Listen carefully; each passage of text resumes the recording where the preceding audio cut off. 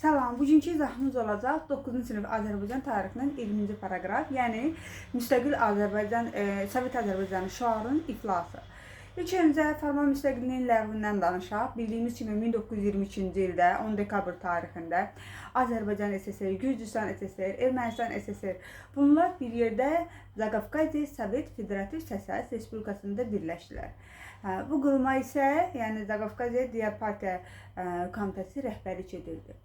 Və Zaqafqaziya Sovet Federativ Sosialist Respublikasının yaradılması ilə Cənubi Qafqaz Respublikalarını, yəni bu Gürcüstan, Azərbaycan, Ermənistan, SSR-in suveren hüquqları məhdudlaşdırılır.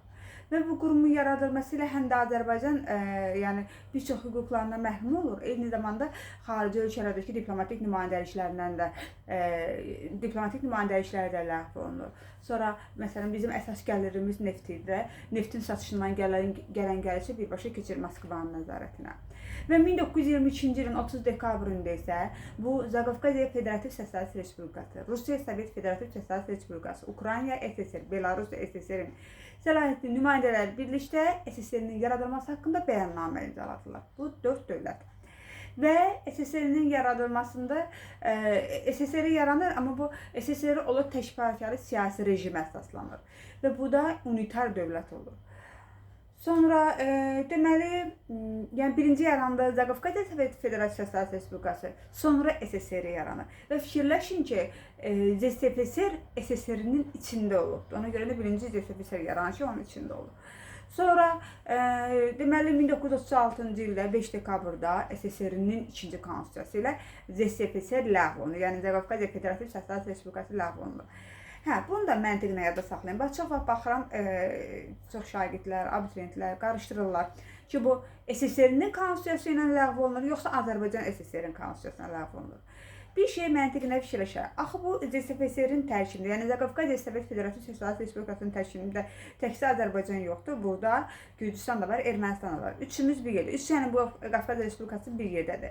Bu üçümüz bir yerdə olan bir qurum Azərbaycan SSR-in konstitusiyasına ləğv oluna bilər heç. Bu ona görə də SSR-nin konstitusiyası ilə ləğv olunur. SSR-nin özü də ikinci konstitusiyası ilə, birinci 24, ikincisi 1936-cı il konstitusiyası ilə həmin bu deməli ZSFSR ləğv olunur. Yəni Zaqafqaziya Federativ Sosialist Respublikası ləğv olunur. Və bu Cənubi Qafqazın hər iki respublikası birbaşa SSR-in tərkibinə daxil edilir. İndi isə danışaq ərazi bütövlüyünə qəsdlərdən.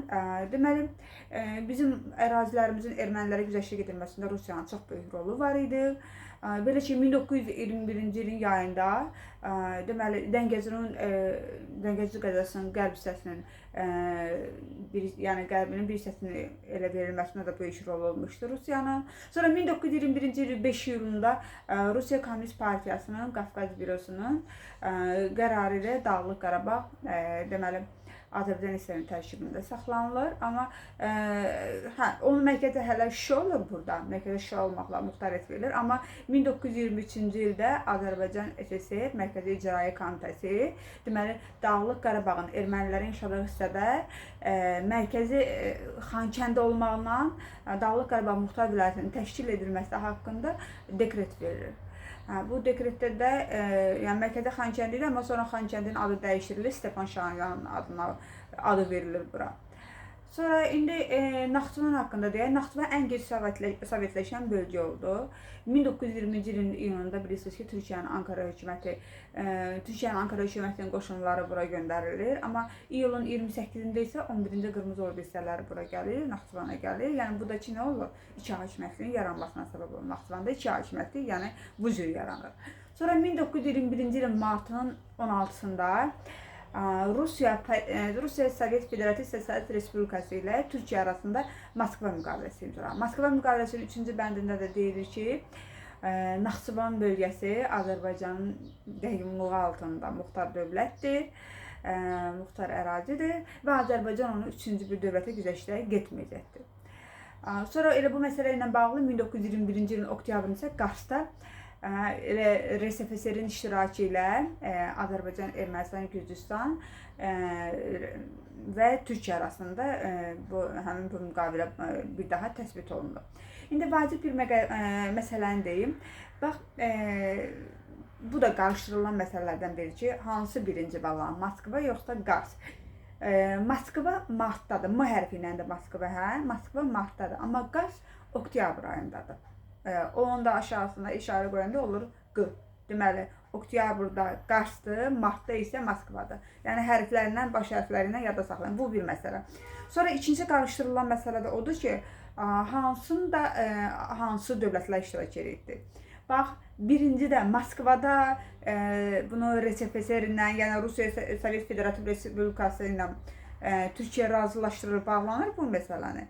Amma bu Qars müqaviləsində bu Cənubi Qafqazın respublikaları da bu məsələyə qoşulmuş olur. Yəni onlar bir daha yəni bu təsdiqlənmiş olur. Bu belə.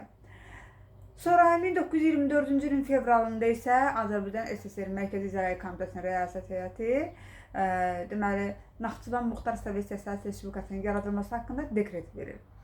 Amma Zəngəzurun bir hissəsinin itirilməsi ilə Mehri rayonunun yaradılması ilə də, yəni hansı ki Ordubaddan bir də Zəngilandan deməli Ordubaddan Zəngilan arasında yaradılır. Bu bugünkü deməli xəritədə Naxçıvanın ayrı düşməsində, yəni Azərbaycan SSR-dən ayrı düşməsinə səbəb olur.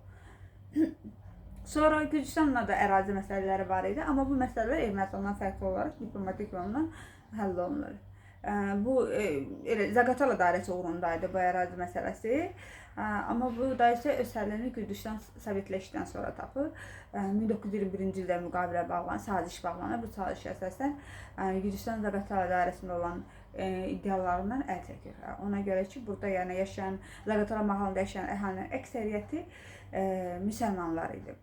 Və bir də ki, ümumiyyətlə bu ərazi məsələlərini də nəzərə alsa, ümumiyyətlə bolşeviklərin apardıqları bu ərazi siyasətinin üstəsində təxminən Azərbaycan SSR 12.000 kvadrat kilometr ərazi itirmişdir. Bu qədər, sağ olun.